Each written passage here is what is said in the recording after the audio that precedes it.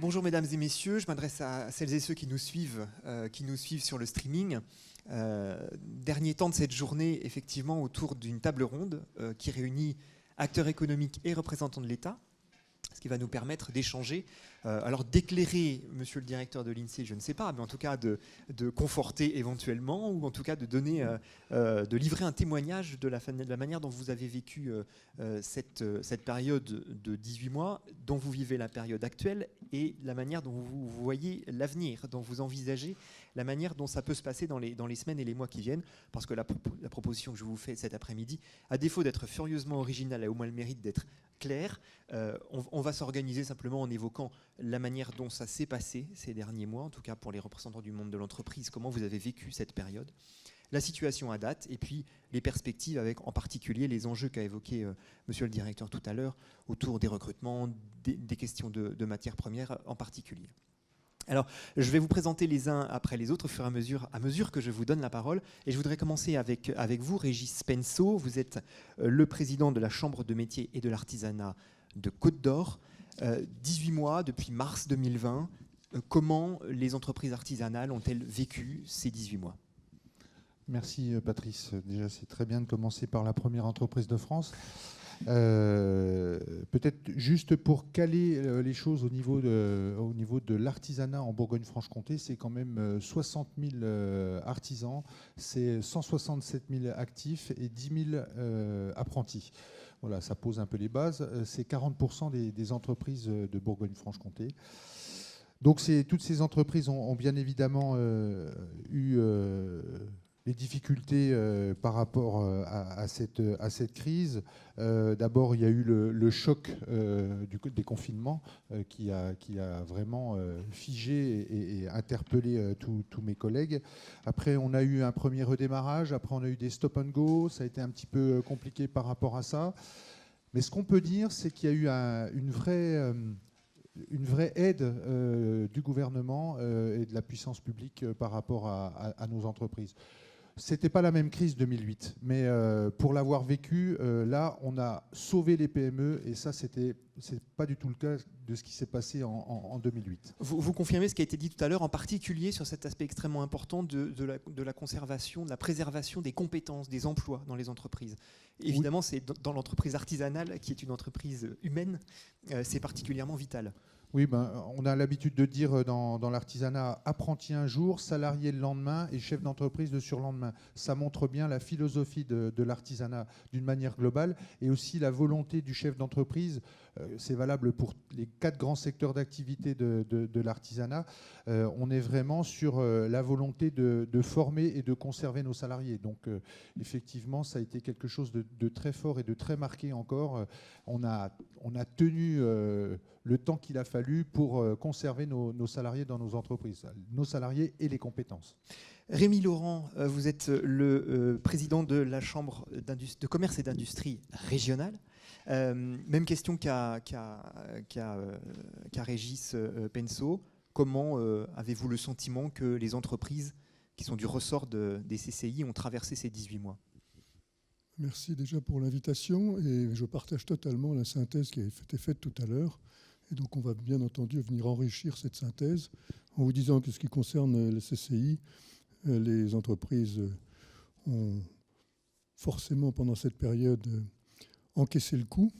Mais en ce qui concerne notre accompagnement, c'est pas moins de 20 000 entreprises qui ont été suivies entre avril 2020 et mai 2021. C'est énorme par rapport à des appels, par rapport à des plateformes d'entraide et par rapport à des plateformes d'information. Et puis derrière, avec les protocoles et les plans de relance mis en place par la tutelle, donc le ministère des Finances et de l'Économie, au travers de CCI France, c'est pas moins de 15 000 entreprises qui ont été sensibilisées sur différents programmes de sensibilisation au numérique, à l'écologie, des entreprises en difficulté et ainsi de suite, sur lesquelles je pourrais revenir si nécessaire. Et puis c'est plus de 1800 qui sont suivis derrière depuis, et donc le travail n'est pas terminé. Nous sommes donc dans une phase d'accompagnement qui, par rapport à cet enjeu de transition nombreuse, sont extrêmement importantes à anticiper. Elles ont été évoquées tout à l'heure et on pourra revenir dessus. avec des situations assez contrastées. Le directeur de l'INSEE l'évoquait tout à l'heure. C'est vrai que difficile de comparer la situation de l'hôtellerie-restauration, par exemple, avec celle d'autres secteurs de services en particulier qui ont peut-être Par rapport à ce qui a été évoqué tout à l'heure, je rajouterais l'événementiel, dont on ne parle pas, mais qui est également très touché. Et puis, il y a le transporteur, notamment autocariste, mais pas seulement, avec ces gros problèmes, vous l'avez évoqué aussi tout à l'heure, de rupture d'approvisionnement, avec des coûts de transport et de logistique, avec des containers qui sont passés de 3 000 à 15 000, voire plus, pour les containers provenance d'Asie. Et donc, on a des commerçants dont 30 à 40% sont en train de naviguer de leur stock ou de leurs produits à vendre, sont en train de naviguer en attendant d'arriver, soit navigant, soit attendant dans les ports. Régis Pensos, je reviens vers vous, puisque Rémi Laurent évoquait le rôle qu'a joué la CCI, qu'ont joué les CCI auprès de leurs ressortissants. Il en a été de même, j'imagine, pour les chambres de métiers et d'artisanat, c'est-à-dire une présence, un accompagnement, un soutien de toute nature, d'ailleurs, qu'il soit psychologique ou matériel et financier.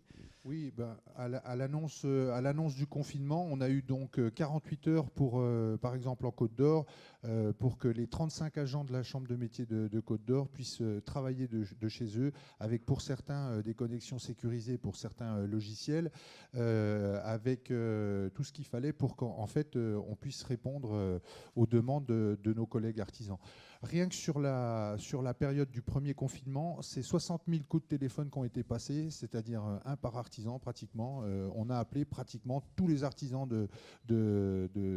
sur la région, pardon. On a appelé tous les artisans de Bourgogne-Franche-Comté pour savoir comment ils allaient, comment on pouvait faire pour les aider et donner tout un ensemble. On avait mis une sorte de fil rouge sur le web pour que les artisans soient pratiquement au courant jour après jour des différentes évolutions qu'il pouvait y avoir sur le fonds de solidarité, sur tout un ensemble, le chômage partiel. Voilà. Donc il y a eu vraiment une réactivité des agents de la Chambre qui a été très très forte. Éric Martin, vous êtes le vice-président de la Fédération bancaire française pour la région Bourgogne-Franche-Comté. On évoquait tout à l'heure le rôle décisif qu'ont joué les dispositifs de soutien du gouvernement. Est-ce que vous nous confirmez qu'effectivement, ils ont permis de maintenir les entreprises à flot et de maintenir des ratios financiers suffisamment rassurants pour les banquiers que vous êtes ? Oui, bonjour. Effectivement, l'action de l'État dans la période de crise a été totalement décisive pour, comme il a déjà été dit, maintenir cet outil productif pour qu'en sortie de crise, eh bien, cet outil soit disponible et puisse être réactif.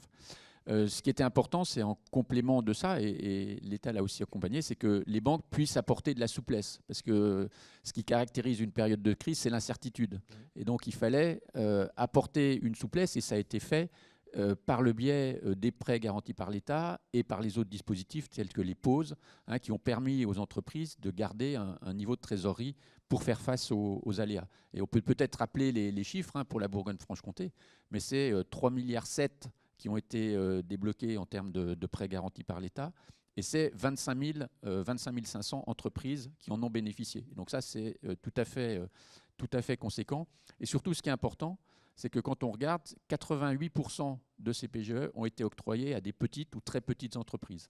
Voilà. Et ça montre bien l'importance de ce dispositif pour l'ensemble du tissu économique. Et on sait la part qui a été activée et effectivement la situation financière du coup des entreprises par rapport à ce PGE.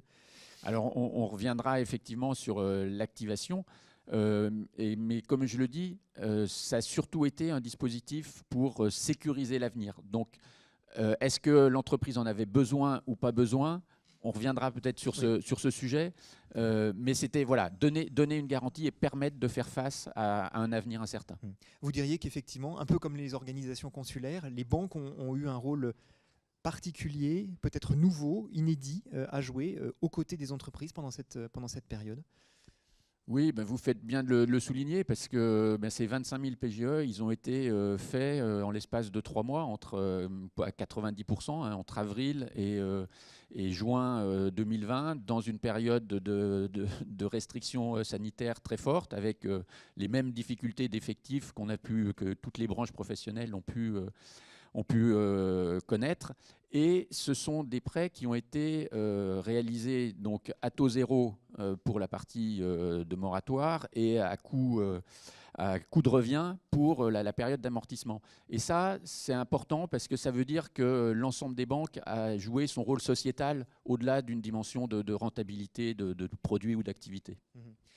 On ne va pas revenir sur la thésaurisation et sur l'épargne qui a gonflé chez les particuliers. Sur l'investissement, en revanche, et ça c'est une question que je vous pose à vous, mais que je poserai ensuite à Régis Penso et à Monsieur Laurent, est-ce que l'investissement s'est poursuivi pendant cette période, effectivement?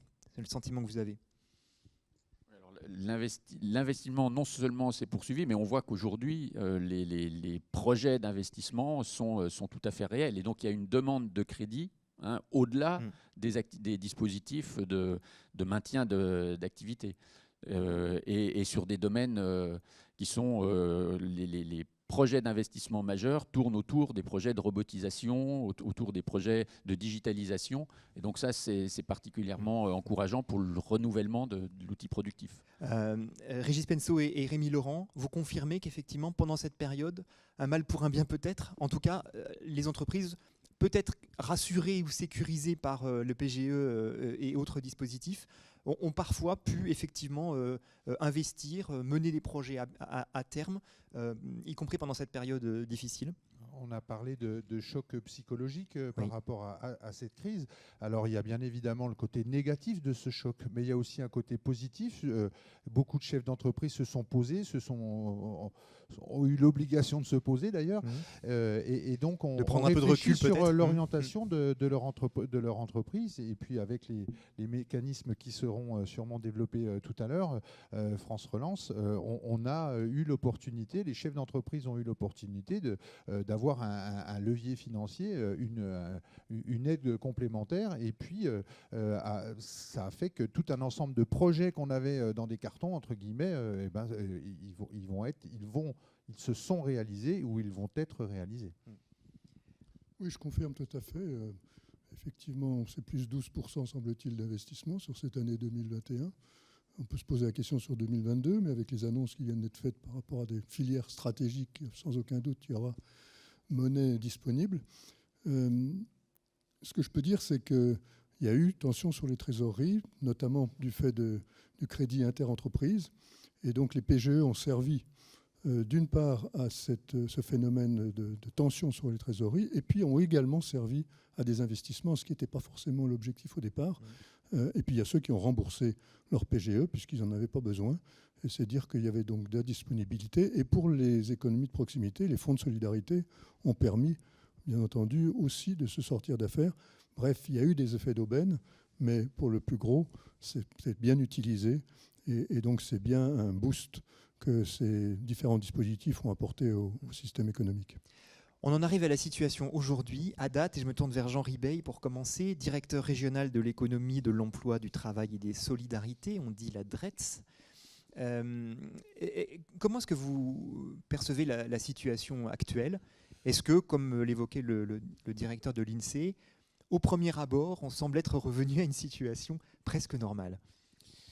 Alors, au premier abord, oui. La question, c'est le deuxième abord. Hein. C'est indéniable puisque on est en train d'annoncer une croissance révisée à 6,25%, que le contexte économique, la hausse de l'emploi privé, la baisse du chômage, en tout cas le retour du chômage aux conditions de 2019 est en train de se faire. Nous, on constate au niveau de la DRETS, au niveau de la région, une stabilisation des PSE. Et des plans de sauvegarde de l'emploi, et une baisse des défaillances d'entreprise en 2021 très, très significative. Moins 21% au troisième trimestre. On pourra avoir un débat là-dessus. Est-ce que c'est un chiffre en trompe-l'œil ou est-ce que c'est la réalité du terrain? Mais je vous en prie, continuez. La réalité du terrain, c'est que pour l'instant, on traite moins 21% de PSE au troisième trimestre 2021 par rapport à son homologue en 2019 et moins 13% sur l'ensemble de l'année et connaît à un degré historiquement bas des PSE depuis 1986.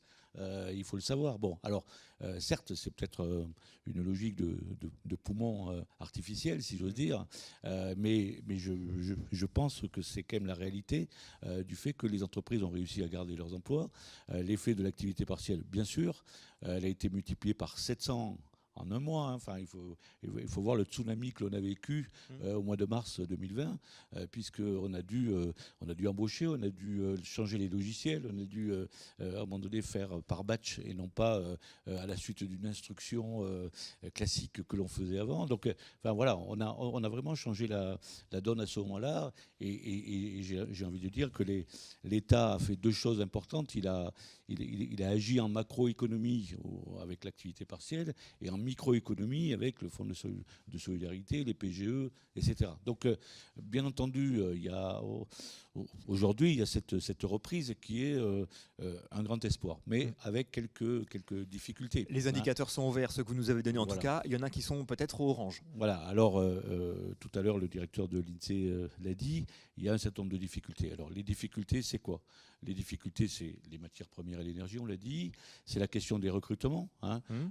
J'y reviendrai, je pense, plus tard. Tout à l'heure, on sur les détaillera questions les de main-d'œuvre quand on détaillera. Mais il est effectif qu'il y a des secteurs et des métiers en tension. Le marché du travail a été quand même profondément altéré. Et puis, il y a quand même des aspects excessivement, comment dirais-je, sous-jacents. C'est qu'il y a eu, dans cette période de calme, de basses eaux, finalement, il y a eu des accélérations. L'accélération digitale, l'accélération sociale, et puis, bien entendu, à la faveur de la comparaison entre pays et entre régions du monde, il y a eu des différences d'accélération entre les différentes régions qui aujourd'hui nous conduisent à des perturbations dans l'économie. Et l'affaire des matières premières en est une, mais c'est pas la seule.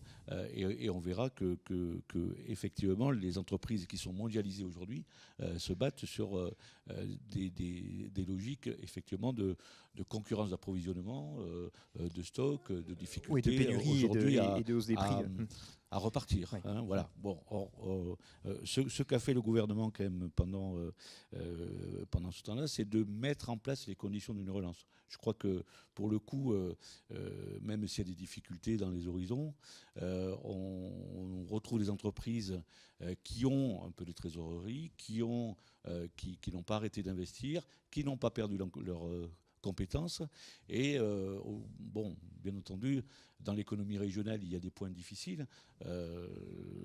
Monsieur Kaufmann a cité tout à l'heure l'automobile, qui est un point particulier, la mécanique de manière générale. Il y a également la microéconomie, le tourisme, la logistique, etc. Mais on est en ordre pour continuer le combat, je crois, sans avoir été véritablement affaibli et démoli. Voilà. Bon, on verra si nos intervenants partagent votre optimisme, parce que votre propos est optimiste. Natacha Vieille, merci d'être avec nous. Vous êtes la sous-préfète chargée de la relance ici en Bourgogne-Franche-Comté auprès du préfet de région. On va peut-être rappeler d'abord effectivement l'engagement qui est un engagement financier de l'État auprès des entreprises qui a permis d'arriver aujourd'hui, vous le confirmez ou pas, mais vous le confirmez j'imagine, à une situation effectivement qui suscite plutôt l'optimisme. Effectivement, ça a été évoqué par les différents intervenants tout à l'heure. En fait, on a eu deux grands temps. Un premier temps qui a été évoqué tout à l'heure par la Fédération bancaire française, qui a été celle du plan de soutien, avec plusieurs objectifs. La préservation des compétences au sein des entreprises avec l'activité partielle. Donc ça a généré beaucoup de travail pour les services de l'État pour mettre en place cette activité partielle. En région, c'est plus de 900 millions d'euros d'indemnisation de l'État qui ont été délivrés pendant les 18 mois de cette crise sanitaire. Alors principalement pendant les périodes de confinement, c'est là où les masses sont les plus importantes. Le recours aussi au Fonds national de solidarité avec 1 milliard d'euros, 65 000 entreprises bénéficiaires en région Bourgogne-Franche-Comté, et puis également le recours aux prêts garantis par l'État qui ont là été opérés par le réseau bancaire pour soutenir la trésorerie des entreprises et puis leur permettre aussi d'investir lorsqu'elles avaient des projets d'investissement d'ampleur. Donc là, ça a touché 25 000 entreprises. Donc à chaque fois, finalement des soutiens qui ont irrigué très largement le tissu économique, l'ensemble des secteurs de l'activité. Et puis, on a le second temps, celui de la relance qui, lui, s'est mis en place à partir de septembre 2020 sur des axes qui sont très variés, parce que l'objectif était d'apporter un soutien et un investissement pour des secteurs qui étaient très variés et de permettre à la fois au monde économique, mais aussi au monde des collectivités territoriales et au monde associatif de mener à bien des projets d'investissement. L'objectif, c'était qu'il n'y ait pas de gel justement de ces projets. On a dit collectivement qu'effectivement, on observait que les entreprises avaient continué à investir sur la base de leur trésorerie, mais aussi grâce aux subventions que l'État a pu apporter. Et c'est en effet ce qu'on observe. Et à date, ce qu'on peut dire, c'est qu'en région Bourgogne-Franche-Comté, il y a plus de 720 projets d'entreprises qui ont été soutenus. Donc généralement des projets conséquents. Pour simplifier, je dirais qu'il y avait 2 types de projets. Les projets qui concernaient la robotisation, les machines plutôt sur le numérique. Donc là, des projets où l'investissement s'est fait tout de suite par l'achat de ces machines, donc avec des commandes qui ont pu irriguer les fabricants des dites machines. Et puis des projets, donc ça c'est environ 500 entreprises qui ont eu des projets de ce type-là, qui ont été subventionnés par l'État. Et puis une bonne centaine, plusieurs centaines d'entreprises qui, elles, ont eu des projets d'investissement conséquents, souvent des projets d'investissement qui se traduisent sur plusieurs années, c'est-à-dire 3 à 6 ans d'investissement. Et là, l'État a pu apporter des subventions sur des secteurs, notamment les secteurs les plus stratégiques en région, que sont le nucléaire, l'automobile, mais aussi le secteur de la santé et de l'agroalimentaire.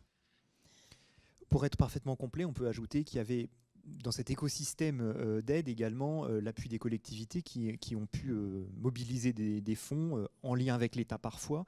C'est important aussi de le rappeler, à l'échelle nationale, ça représentait également des sommes tout à fait significatives. Oui, et ici en région, si on veut revenir effectivement sur cet aspect-là, au total, aujourd'hui, on a déployé au titre de la relance par l'État près d'1,7 milliard d'euros.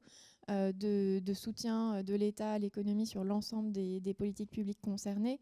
Et dans ce cadre-là, une partie était contractualisée avec le Conseil régional, et le Conseil régional a apporté par son plan d'accélération en plus près de 600 millions d'euros d'investissement en général sur des sujets en cofinancement d'ailleurs avec l'État. Ça a été le cas sur l'industrie par exemple.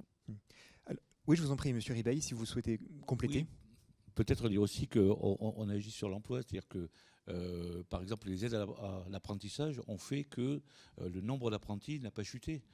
Au contraire, il a augmenté. Ce matin, la ministre du Travail parlait d'une cible, d'une atteinte aujourd'hui de 480 000 apprentis en France pour une cible de 500 000 à la fin de l'année. De la même manière, le ministère du Travail a également accompagné les entreprises dans leurs difficultés sociales par les différents protocoles, la mise en place de protocoles. Voilà, je crois qu'on a eu un certain nombre d'accompagnements aussi de la crise qui ne sont pas uniquement des accompagnements financiers, mais des accompagnements avec tous les partenaires. Je crois que les branches professionnelles nous ont aidés, les consulaires aussi. Donc, on a démontré, si vous voulez, et c'est important à dire, la résilience quand même de notre réseau d'accompagnement des entreprises. Ce qui est un peu nouveau. En 2008, on avait été un peu moins prompt peut-être à se mobiliser sur ces sujets-là. Et finalement, on a ciblé quand même les bons sujets pour que notre tissu économique tienne. Alors, les représentants du monde économique... Pardon, Madame Oui. Vieille. Excusez-moi, oui, simplement pour indiquer, tout à l'heure on a fait le tour effectivement de la mobilisation du réseau consulaire sur un certain nombre de thématiques, de la relance aussi, notamment sur le numérique et sur la transition écologique, pour dire que à date, effectivement, ça fait partie des soutiens sur lesquels il y a à la fois de l'accompagnement des entreprises, de l'écoute, et puis aussi des aides financières qui ont été versées et qui se poursuivent sur cette fin d'année 2021 et début d'année 2022, notamment sur les thématiques de la transition écologique. Et la CCIR est aussi très attentive à tout ce qui concerne l'export. C'est vrai que pendant la crise sanitaire, la question de l'export a été une question parfois problématique pour certains secteurs économiques. Et là, l'État a décidé en septembre 2021 de poursuivre les aides à l'export dans le cadre du plan de relance jusqu'à l'été 2022, ce qui permet aussi de se projeter vers l'avenir. On refera le point, Natacha Vieille, sur les dispositifs qui sont encore aujourd'hui disponibles pour les entreprises. On y reviendra tout à l'heure. Alors je me tourne vers les représentants du monde économique. Comment vous entendez ce qui vient d'être dit? Bon, il est incontestable que des sommes massives ont été injectées dans l'économie pour aider les entreprises. Elles ont probablement effectivement limité la casse. Est-ce qu'aujourd'hui, à date, vous faites preuve du même optimisme que M. Ribeil? Rémi Laurent. Oui, volontiers, avec quelques Bémol. réserves, bien entendu, Oui. et par rapport à ce que disait Eric également tout à l'heure. On a toujours parlé du mur de la dette. Effectivement, elle n'est toujours pas là. Elle viendra peut-être. Il y a en tout cas certains secteurs dans lesquels il va y avoir des problèmes de remboursement de dette, sur les quelques-uns qui ont mobilisé ce PGE. Et là, il y aura certainement à devoir prolonger la période de franchise. C'est dans l'air du temps, ça sera nécessaire à ce moment, mais c'est une toute petite partie. Ce sont des secteurs qui ne parviennent pas à reconstituer leur chiffre d'affaires d'avant la crise. Exactement. On pense au tourisme, par exemple. Par exemple. Et l'événementiel et tous les autres.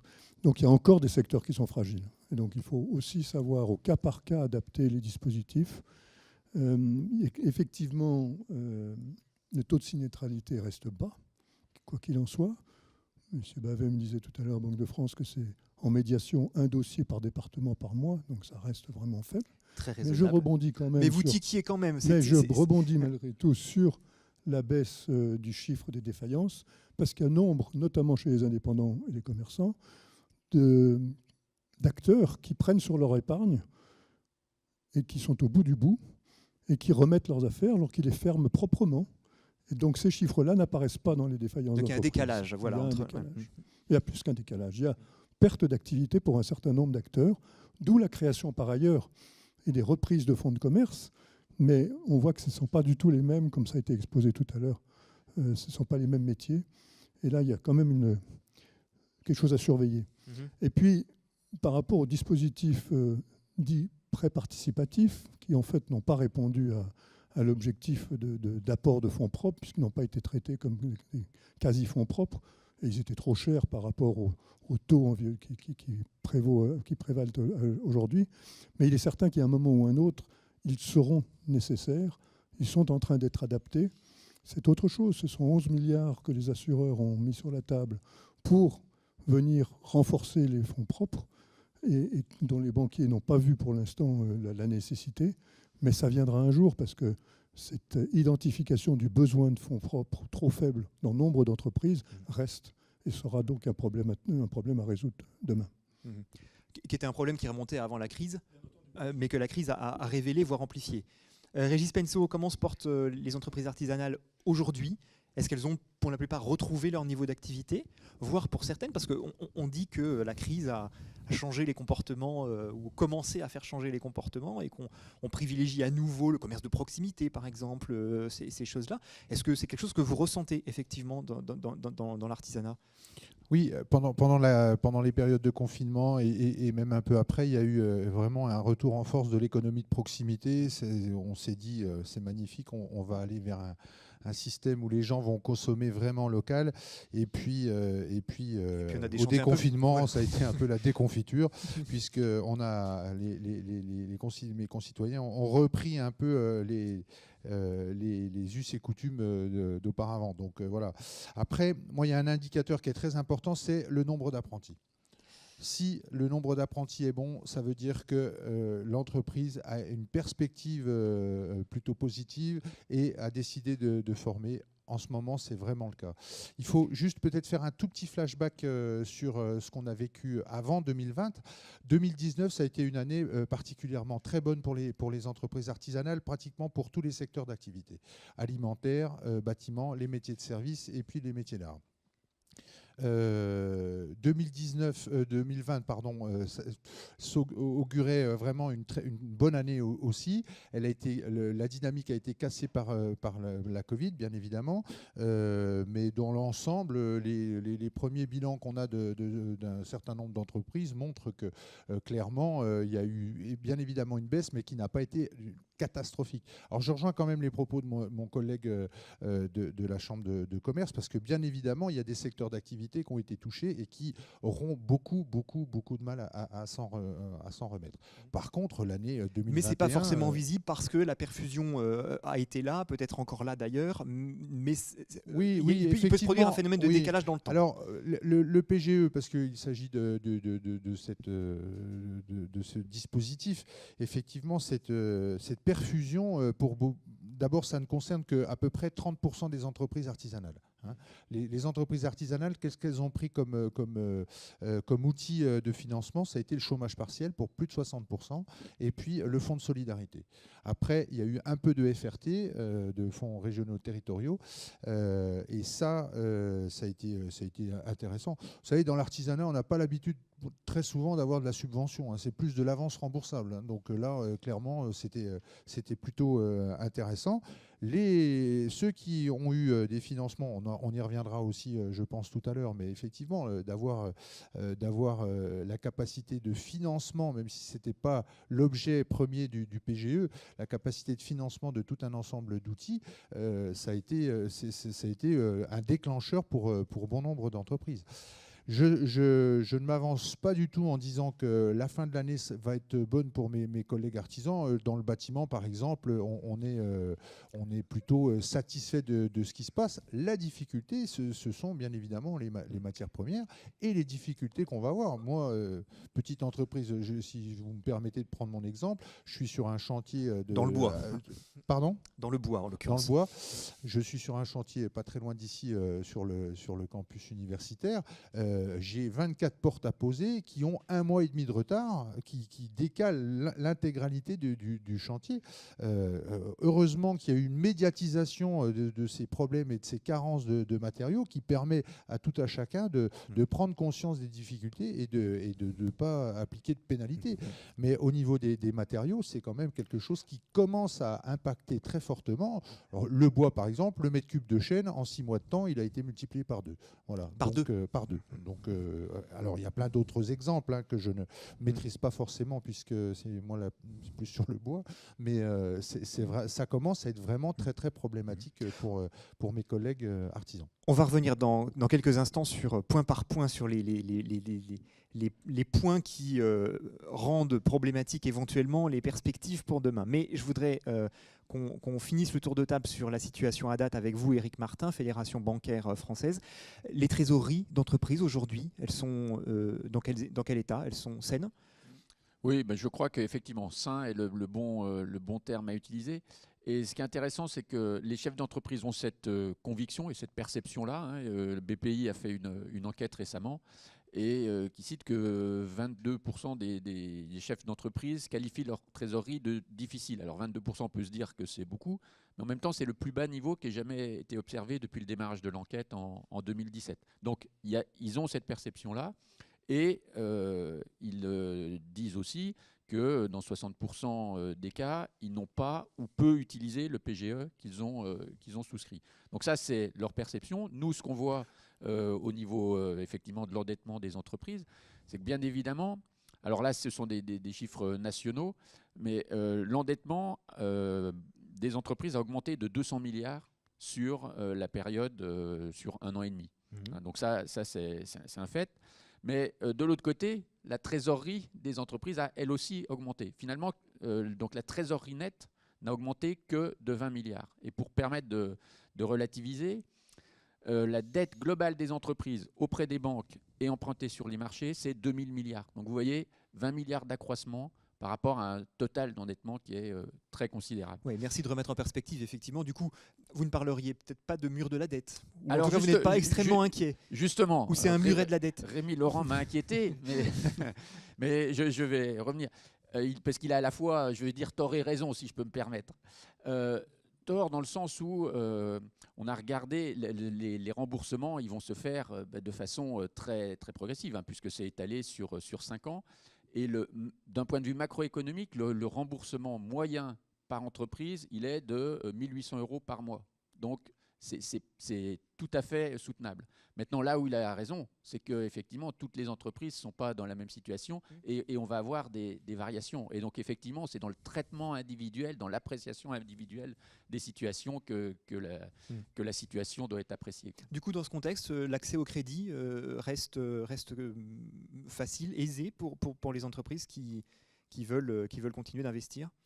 Oui, l'accès, il est très favorable à deux niveaux. Hein. Il est très favorable au niveau de l'octroi. Il n'y a pas de limitation. On s'était posé la question à un moment donné, est-ce que effectivement la déstructuration des bilans des entreprises compte tenu des mesures de soutien et des PGE, etc., allait pénaliser? En fait, ce n'est pas le cas et tout ça a été bien neutralisé. Et puis, les conditions financières pour emprunter restent, comme vous le savez, extrêmement favorables en termes d'environnement de taux. On va revenir dans un instant sur les points noirs ou les points de blocage, les matières premières, recrutement, etc. On va revenir un peu plus en détail. Juste une petite question de synthèse sur tout ce qu'on vient de se dire. J'ai l'impression que la crise a eu quelque chose de bon dans l'histoire, c'est qu'elle a rebattu les cartes dans la manière de travailler les uns et les autres ou les uns avec les autres. Elle a peut-être rebattu les cartes également en termes d'image. Tiens, le banquier, par exemple, qui était vilipendé il y a encore quelques années, il a gagné en image avec ce qui s'est passé, parce qu'il a été soutien partenaire. Les consulaires ont été présents aussi. Et puis, les méthodes, vous parliez de la réactivité de l'État. Ça aussi, c'est quelque chose qui a beaucoup progressé et qui a contribué à faire changer l'image des uns et des autres. Petite réaction rapide, et puis après, on parle des pièges qui nous attendent. Oui, vous avez tout à fait raison. Hein. Les banques sont sorties de la crise de 2010-2012 avec une image massacrée. C'est ça. Et là, effectivement, dans la crise sanitaire, mais qui était, comme on l'a dit, de toute autre nature, on ressort avec une image tout à fait positive. Et d'ailleurs, il y a eu un sondage, une enquête qui a été faite au niveau de la Bourgogne-Franche-Comté. Et 80, alors pas que les entreprises, mais aussi les ménages. Mais 88% de la population a une très bonne image des banques. Et puis c'est pareil pour les patrons, les entreprises. J'ai vu passer un sondage l'autre jour. Les gens ont une meilleure image de l'entreprise et du patron. C'est quelque chose qui a pu changer. C'est toujours un peu aléatoire. Hein. Ouais. Dans 6 mois, bon, en ce moment, c'est déjà, il faut en profiter, Régis. En tout cas, moi ce que je souhaite dire, c'est que pour le coup, le service public a pris tout son sens. Et là, vraiment, il y a un vieil adage chez les compagnons du devoir qui dit ni se servir, ni s'asservir, mais servir. Et là, je dois dire que l'intégralité des contacts qu'on a pu avoir avec la puissance publique a montré qu'il y avait vraiment une écoute, comme ça a été dit, un concept qui a été changé. Hein. Il y a eu une vraie révolution quelque part par rapport à ça. Des dossiers très simples aussi, par exemple, c'est des choses toutes bêtes. Donner une subvention à une entreprise qui a des fonds propres négatifs, c'était interdit. On a pu le faire aussi. Ça, c'est des petites choses, mais dans les entreprises artisanales, les montants de trésorerie ne sont jamais très très forts. Donc ça a permis des choses qui étaient vraiment particulièrement intéressantes. Et c'est vrai que tout ce travail qui a été fait l'année dernière par les services de l'État, moi j'ai l'impression que, c'est plus qu'une impression, il y a une vraie dynamique à l'heure actuelle. Il y a une vraie dynamique d'investissement, il y a une vraie dynamique de formation dans les entreprises artisanales au niveau des apprentis, mais pas que. Et puis aussi, il y a une vraie dynamique de rebooster l'entreprise. Natacha Vieille, vous confirmez que vous êtes au contact donc des entreprises quotidiennement aujourd'hui. Vous confirmez effectivement la qualité des relations aujourd'hui avec le monde économique. Ça, c'est quelque chose de très important. En tout cas, effectivement, les services de l'État et les consulaires aussi, puisqu'ils ont aussi des ressources et des personnes qui accompagnent les entreprises dans leurs projets d'investissement avec effectivement une réactivité importante, puisque que ce soit pour les mesures de soutien qui nécessitaient du coup d'être mises en place rapidement pour préserver l'emploi au sein des entreprises, mais aussi sur l'investissement, puisque tous les appels à projets du plan de relance avaient souvent des dates butoirs, des délais contraints pour répondre. Ça veut dire dans les entreprises, pour les chefs d'entreprise, monter des dossiers. Et pour ça, ils ont pu être accompagnés dans des conditions qui, on l'espère, ont été satisfaisantes, mais en tout cas qui ont permis à un très grand nombre d'entreprises de bénéficier de ce soutien de l'État et donc aujourd'hui d'investir et de mettre en œuvre ces projets d'investissement. Éric Martin, vous vouliez dire quelque chose, puis Rémi Laurent. Oui, je voulais rebondir effectivement sur ce que vous avez dit. C'est-à-dire que dans cette crise, effectivement, il y a eu une collaboration extrêmement forte de l'ensemble des acteurs. Et moi, j'ai été marqué, toutes les branches professionnelles, en coordination avec les services de l'État, avec la Banque de France, etc., se sont parlé et ont travaillé de concert. Et je crois que ça sera un élément positif de la crise, parce qu'on a résolu, c'est souvent des situations individuelles compliquées, où on a su bien se parler et bien trouver des solutions. Rémi Laurent, l'enjeu, c'est de capitaliser aujourd'hui justement sur ces bonnes habitudes qui ont pu être prises. On ne sait pas d'où viennent toutes ces bonnes affaires, mais il y a une place financière qui a joué son rôle aussi, où tous les acteurs du chiffre et les acteurs financiers privés et publics sont autour de la table, et ça a permis aussi dans cet écosystème d'être très réactif. Et en ce qui nous concerne, on a bien entendu pris des galons, puisqu'il y a une enquête Opinionway du mois de juillet dernier, 3100 entreprises en France, dont 200 en Bourgogne-Franche-Comté, et 76% des bénéficiaires d'un accompagnement CCI se révèlent utiles, voire 26% très très utiles. Et donc là aussi, ça nous montre la manière dont on se situe dans le paysage mieux que nous ne l'étions précédemment, grâce bien entendu à tous ces dispositifs d'État que nous avons relayés sur le terrain. Et puis par rapport aux entreprises, vous parliez de changement de paradigme, c'est aussi des remises en cause dans les entreprises de modèles économiques, notamment en termes de distribution, mais pas seulement. Et là, le tsunami, il est également là. Et on va y revenir dans un instant. Jean Ribey. Oui, peut-être accentuer tout ce qui a été dit par le fait que, bien sûr, c'était une période difficile, mais moi, j'ai adoré cette période-là parce qu'elle nous a permis de faire des choses qu'on n'avait jamais faites.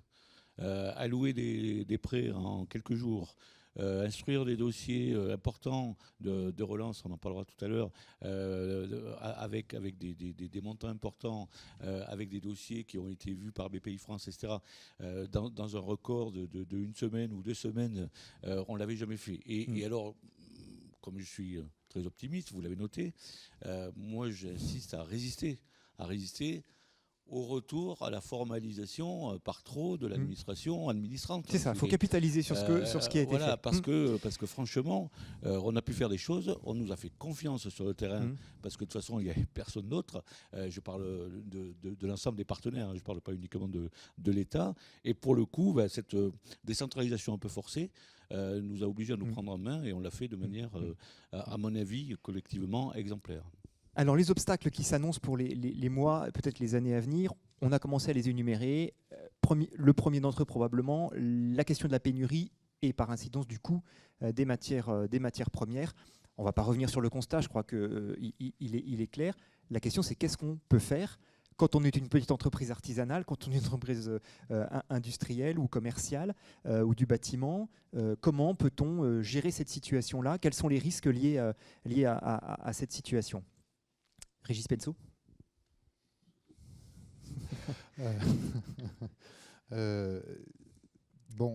Comme je l'ai dit tout à l'heure, la médiatisation a fait que le particulier qui représente 90% du chiffre d'affaires des entreprises artisanales a bien compris qu'il y avait un problème en termes de matériaux, de ressources et de tarifs. Il y a vraiment deux problèmes. Je ne sais pas si on parlera des énergies, mais je pense à mes collègues boulangers, par exemple, où l'énergie est un poste très important. Là, après, on a un peu la difficulté pour le bâtiment, qui représente grosso modo 40% des entreprises artisanales en Bourgogne-Franche-Comté, ça va être les appels d'offres. Parce que faire un prix pour une prestation qu'on va livrer dans 6 mois, avec une incapacité totale d'évaluer le prix, c'est un peu compliqué. C'est un peu compliqué pour ça, mais c'est aussi un peu compliqué pour ce qu'on vit à l'instant T, à savoir des prestations qu'on livre en ce moment à des prix qui sont jusqu'à 30% supérieurs. Et quand c'est de l'appel d'offres, donc là c'est beaucoup plus compliqué. Je sais que les services de Bercy travaillent par rapport à ça. Les donneurs d'ordre locaux traînent un peu les pieds, c'est ce qui me me chiffonne un peu en ce moment parce que ça tape très sérieusement dans la marge des entreprises, marge qui, pour les appels d'offres, n'est jamais très importante. Ouais. Donc il y a un risque effectivement de rogner la marge. Il y a un risque de pénalité aussi où les clients sont compréhensifs. Là, pour les pénalités, jusqu'à une certaine limite. alors là, pour les pénalités, il y a quelques tolérances. Bon, après, il faut être en mesure d'argumenter. Il faut bien évidemment argumenter les problèmes de retard qu'on peut avoir. Quoi.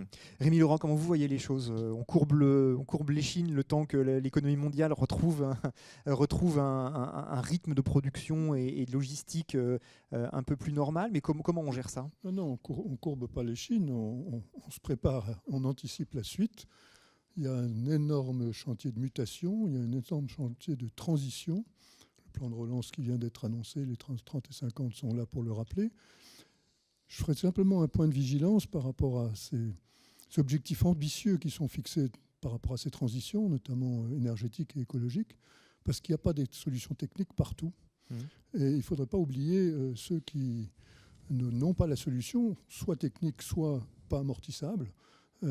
Et donc, il y a dans certains secteurs des objectifs beaucoup trop ambitieux. Je pense au transport, par exemple. Il n'y a pas de poids lourds d'ici 2025 qui peuvent rouler autrement que soit éventuellement GNV. Mais faut-il encore que le GNV bio soit reconnu comme tel ? Ce n'est pas le cas.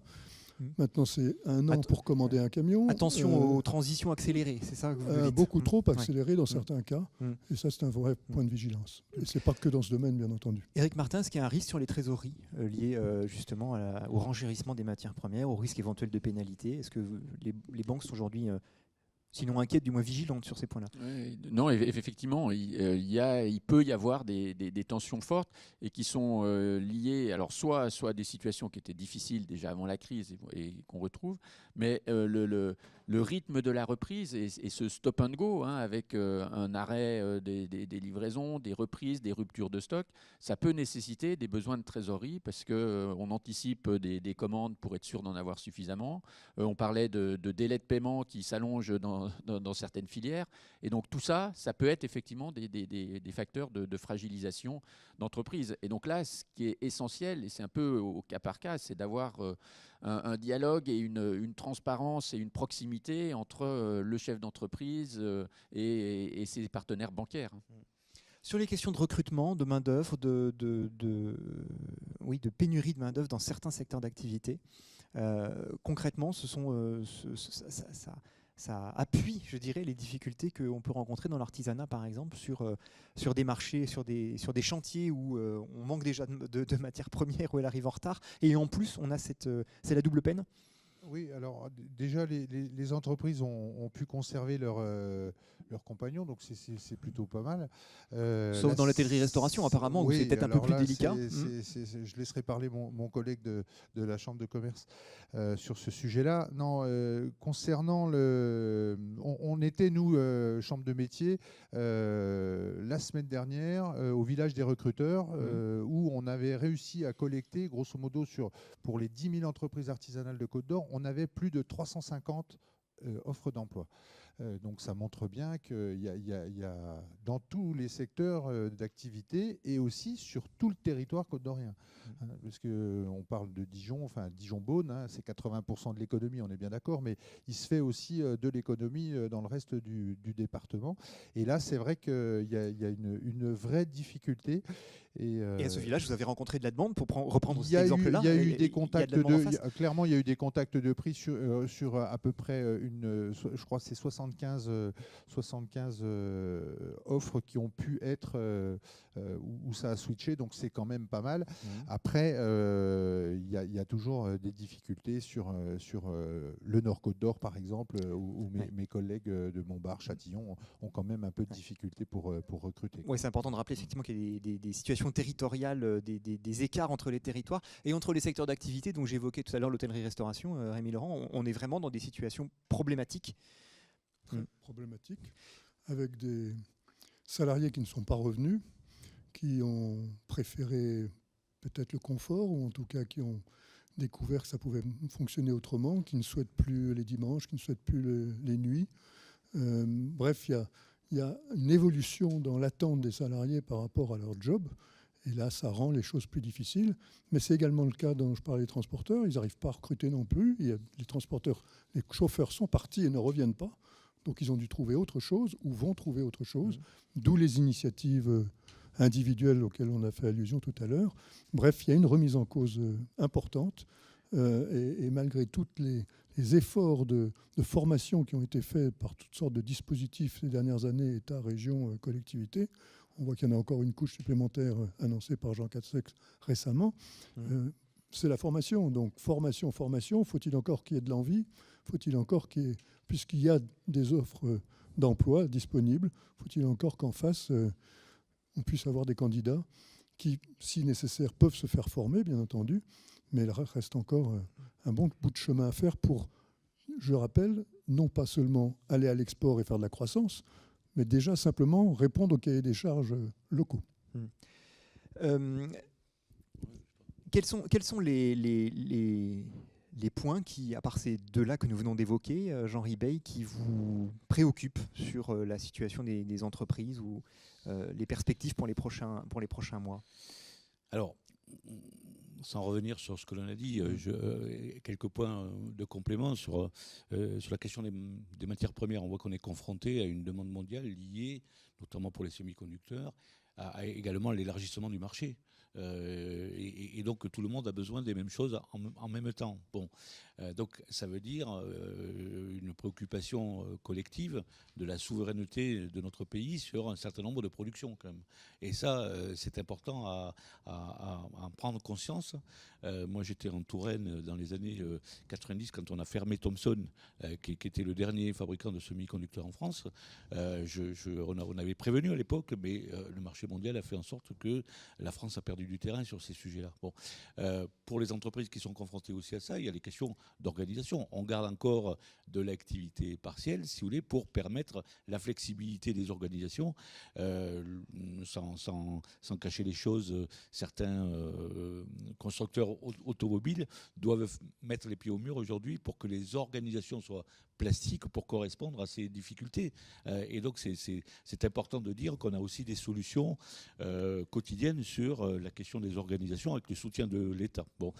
Sur les enjeux de main-d'œuvre, alors là, pour le coup, on n'a pas cité l'ensemble des secteurs qui étaient concernés, mais le BTP, l'hôtel, café, restaurant, on l'a dit, santé, grand âge, qu'on oublie quand même, qui correspond à 1660 offres d'emploi sur la région quand même. Hein. Le BTP, 1100, l'hôtel, café, restaurant, 1150, la métallurgie, 810. Le transport logistique, 790. Et puis, le commerce, c'est aussi... des centaines de postes à pourvoir. Oui. Il n'y a personne en face. Voilà, des milliers même. Hein, voilà, plusieurs milliers. Bon, alors, qu'est-ce qu'on fait pour ça ? Bon, d'abord, le gouvernement avait lancé un grand plan d'investissement dans les compétences. On est une des régions qui marche le mieux avec le conseil régional qui le met en œuvre et qui le met en œuvre aux côtés de en même temps que ses compétences, en additionnant les compétences et l'argent de l'État. Et pour le coup, on travaille extrêmement bien. Pôle emploi, les branches professionnelles, l'action territoriale également, avec chaque acteur, chaque directeur territorial pour analyser les métiers en tension, mais sur le terrain, au plus près du terrain. Et essayer d'avoir des formations le plus rapidement possible pour doter ces métiers en tension et faire aller les demandeurs d'emploi et les demandeurs d'emploi de longue durée vers ces métiers en tension. Hein, ça, c'est excessivement important. Je crois que là encore, on va éprouver notre articulation et le fait d'exprimer nos besoins au plus près du terrain et de mettre des formations au plus près du terrain. Bon, de là l'intérêt justement de travailler avec également les organismes de formation parce que tout ça a un coût, un temps de mise en place et également un coût, mais le coût sera couvert. Mais il faut le temps de la formation est un temps assez long. Derrière, on voit bien qu'il n'y a pas de solution du jour au lendemain. Il n'y a pas de solution du jour au lendemain, mais il y a des solutions possibles parce que on a identifié maintenant les choses. Mais la vraie question, elle est la suivante, c'est les matières premières augmentent, le coût de la main d'œuvre augmente avec donc du coût des prestations dont on peut imaginer que le prix va augmenter, est-ce que c'est de nature à remettre en cause les perspectives de croissance et l'optimisme dont vous faisiez preuve tout à l'heure? Alors, je crois que la question des compétences est au cœur de notre sujet et que la question des compétences est reliée également à la question de l'attractivité des métiers. Oui. Et ça me paraît extrêmement important que de devoir travailler sur l'attractivité des métiers. Le BTP, par exemple, a fait une révolution il y a quelques années. Je pense que les hôtels, le café-restaurant, enfin tout ce secteur-là, doit faire une révolution en ce sens et imaginer des organisations pour rendre le métier attractif. Vous l'avez dit, le dimanche, les gens veulent moins travailler ou en tout cas avoir des roulements, etc. etc. Donc il faut regarder ça. Il faut également regarder le niveau des salaires. Enfin, il faut pas se cacher derrière son petit doigt. À un moment donné, la crise a fait apparaître des métiers essentiels. Elle a fait apparaître... Dit essentiels. Dit essentiels. Avec plein de guillemets autour.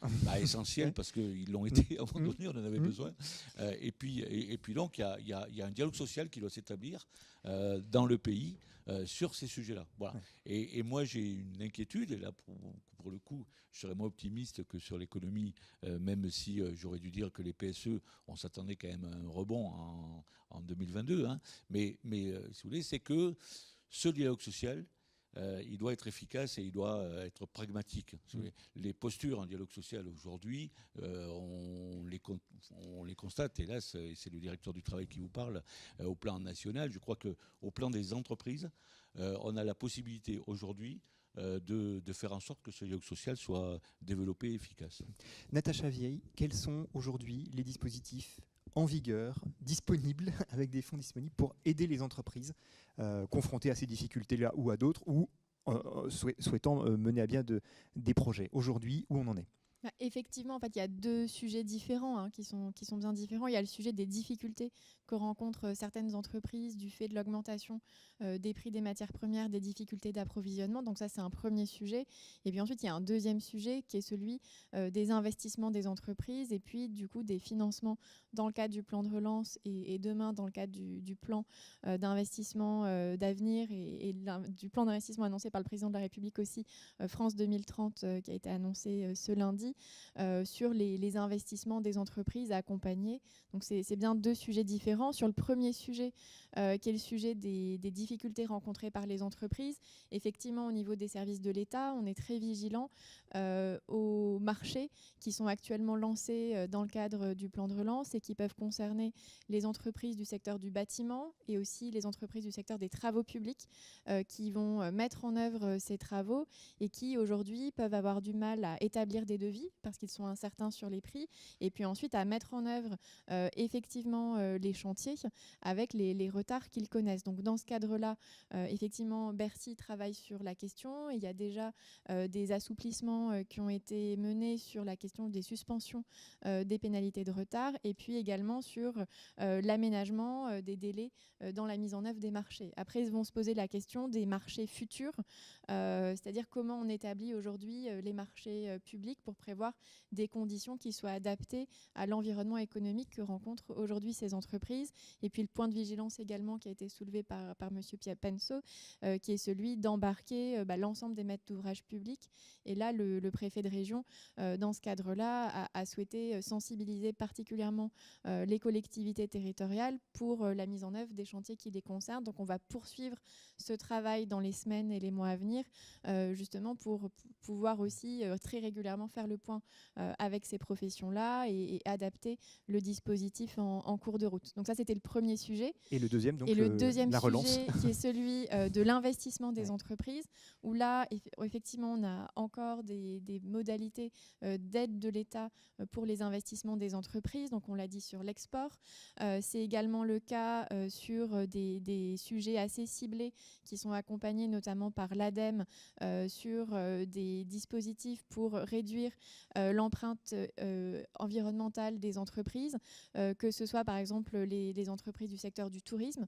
On a 4 départements majeurs en région, Côte d'Or, Nièvre, Jura et Doubs, qui sont concernés par ces accompagnements et par les aides financières financière de l'État, et puis également les questions liées à l'appui des entreprises pour éco-concevoir certains objets. Donc là, il y a des accompagnements qui sont disponibles. Et puis, un autre grand sujet qui est celui de l'industrie, et là, des enjeux autour des émissions de gaz à effet de serre de l'industrie, où on a quelques entreprises, grandes entreprises en région, qui ont été aidées pour décarboner leurs procédés industriels. Et là, il y a aussi des aides financières qui sont disponibles pour des entreprises de plus petite taille avec des investissements à mettre en œuvre. Mais comme on l'a dit, c'est des sujets qui nécessitent déjà qu'il y ait des solutions technologiques qui soient disponibles et qui nécessitent aussi beaucoup d'accompagnement auprès des entreprises pour les mettre en œuvre. Donc ça, c'est pour ce qui concerne le plan de relance. Et puis on a devant nous... Donc le plan de relance est toujours avec des fonds disponibles aujourd'hui. On peut donner des chiffres ou pas? Alors on sait que d'ici la fin de l'année 2021, ce sera 70 milliards d'euros, c'est-à-dire 70% du plan de relance déployé par l'État qui seront engagés. Donc prêts à consommer, et que va se déployer en 2022. Qui sont engageables en tout cas, il va falloir les saisir. Voilà, et 30 milliards d'euros sur l'année 2022, avec notamment le principal point, ça va être le programme des investissements d'avenir, les 11 milliards d'euros qui sont budgétés actuellement sur 2022 et qui concernent spécifiquement des filières stratégiques comme l'hydrogène, mais aussi l'agroécologie, l'accompagnement toujours du secteur automobile, donc avec des secteurs critiques, le secteur de la santé aussi qui est très concerné par le PIA 4, et donc effectivement des programmes qui concernent les investissements des entreprises, mais aussi les collaborations entre les entreprises et le monde de la recherche.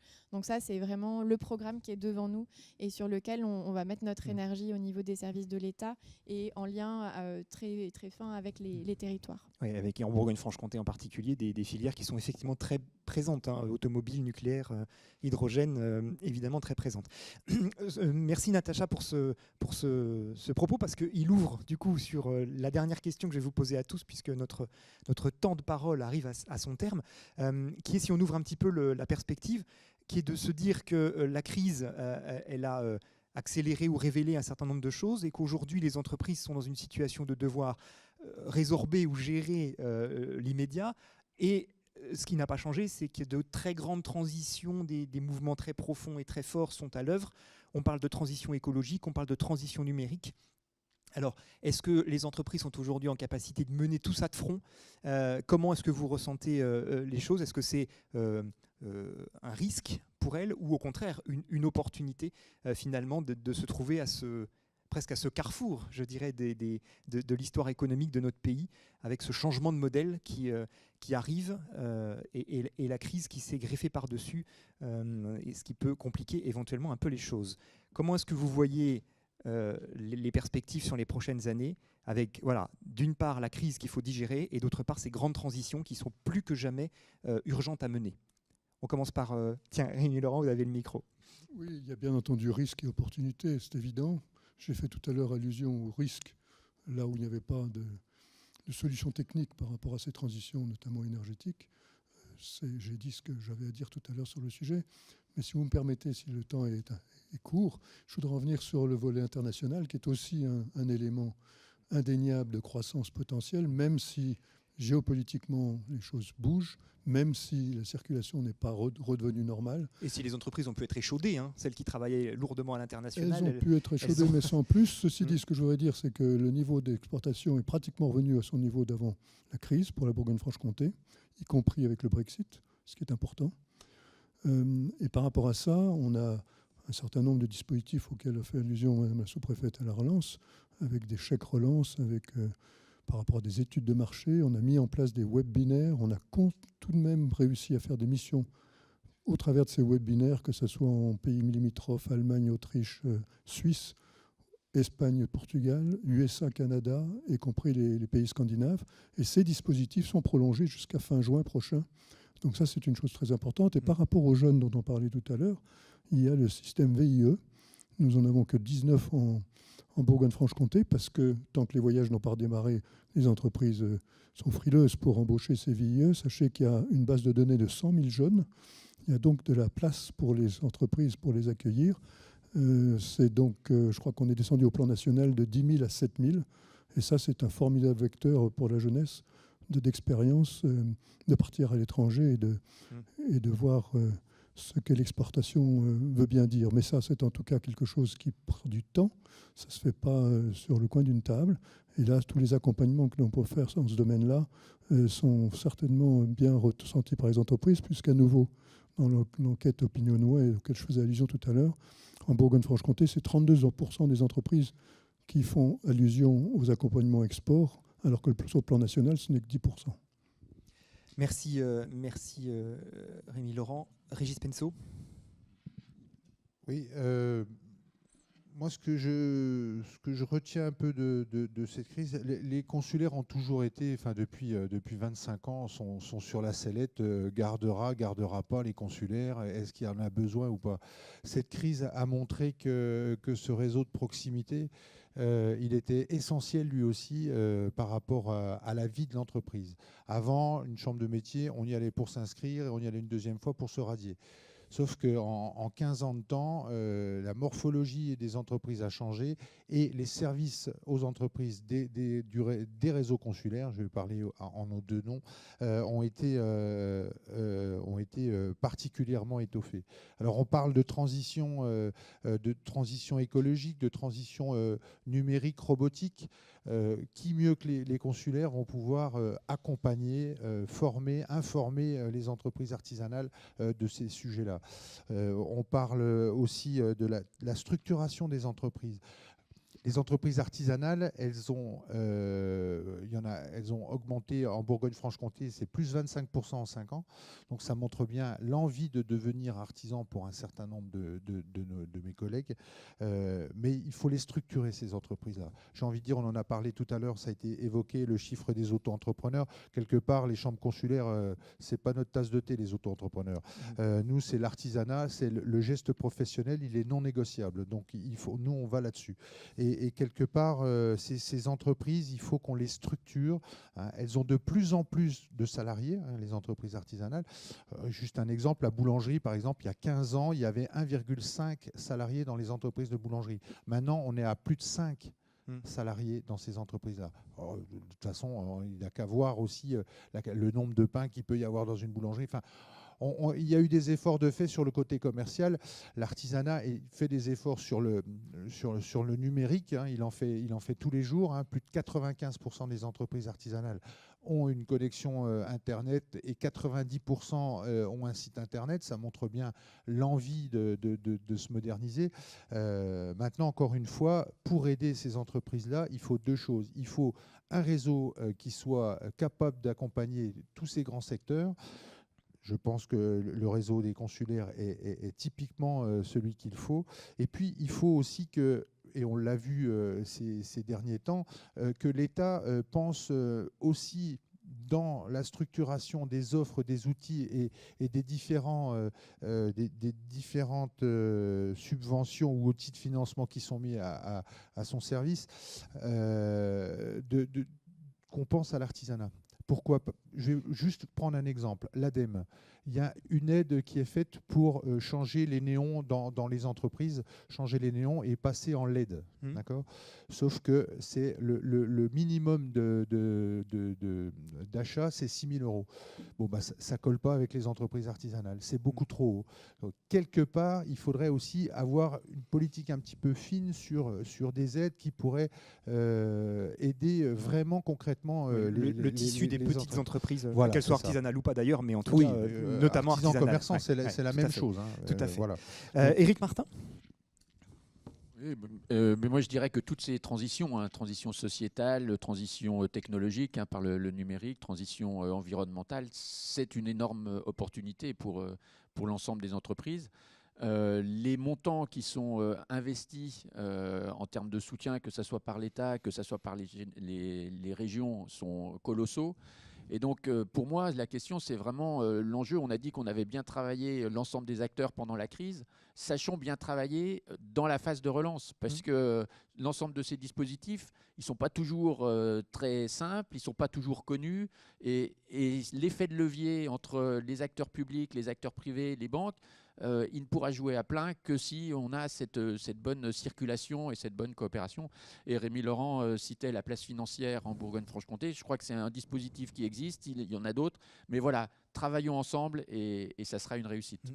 Natacha Vieille. Écoutez, en termes de perspective, je pense qu'on a fait le tour sur la manière dont on se projette aussi dans l'avenir. On l'a dit, une des forces, c'est la manière dont les relations entre acteurs aussi se sont déroulées pendant cette crise en termes de dispositifs de soutien, en termes de dispositifs de relance. Donc c'est ça aussi qui peut nous permettre d'identifier les sujets de travail en commun, travailler plus aussi en transversalité entre administrations de l'État, entre opérateurs, avec les collectivités territoriales et du coup profiter de cette interconnaissance et puis aussi de l'énergie qu'on a mis sur l'ensemble des sujets pour trouver des solutions aux problématiques concrètes qui se posent. Moi, c'est des sujets que je vois ces derniers temps sur la logistique alimentaire, sur les mobilités.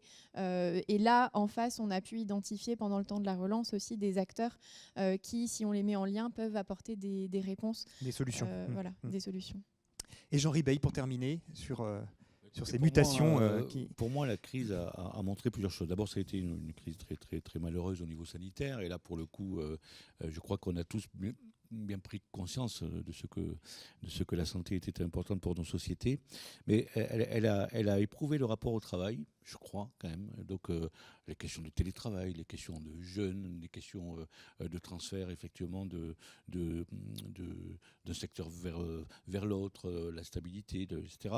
Et donc ça, il faut qu'on en tire un enseignement. C'est-à-dire qu'il faut qu'on fasse évoluer peut-être un certain nombre d'organisations, de lois, de dialogue social pour travailler sur la question d'aujourd'hui, c'est quoi le rapport moderne au travail et que veulent nos jeunes, parce que ce sont les travailleurs d'aujourd'hui et de demain. Bon. Le rapport à l'économie aussi, c'est-à-dire c'est quoi l'économie dans un pays comme le nôtre. Je crois qu'il y a eu le pacte côté ministère de l'économie qui parle de refonder la logique de l'entreprise. Bon, c'est peut-être la responsabilité sociétale. Enfin, tous ces sujets-là sont quand même à réinterroger post-crise. Puis le rapport à l'État, j'entendais encore Régis Penchot qui l'État doit se rendre compte que bon, il faut lui parler à l'État. Et enfin, je sais qu'on se parle, mais si vous voulez, je crois que l'intérêt. En tout cas, il ne faut pas arrêter de se parler. Ouais, l'intérêt de la crise a montré qu'on s'était adapté au fur et à mesure de la crise, mais vraiment quoi. C'est-à-dire, on a testé les choses, on n'a pas tout réussi, mais on ne s'est pas fait engueuler quand on n'a pas forcément réussi quelque chose, etc. Donc ce dialogue également qui doit exister entre l'État et enfin, de manière plus large les collectivités, c'est-à-dire ceux qui administrent et les administrés, est excessivement important parce qu'il nous permet de corriger quasiment en temps réel avec quand même aussi, on l'a vu, la possibilité en termes du Parlement de prendre des ordonnances, enfin une flexibilité dans l'action qui nous a permis d'être très très proche des besoins et d'y répondre avec le maximum de réactivité. Merci beaucoup à tous les 5 de nous avoir présenté cet état des lieux, vos sujets de préoccupation et d'avoir fait un point sur les clés qui permettront de vivre cette croissance que nous appelons tous de nos voeux. On a quelques petites minutes de retard, pardon monsieur le préfet, qui concluait cette journée. Merci beaucoup à tous les 5.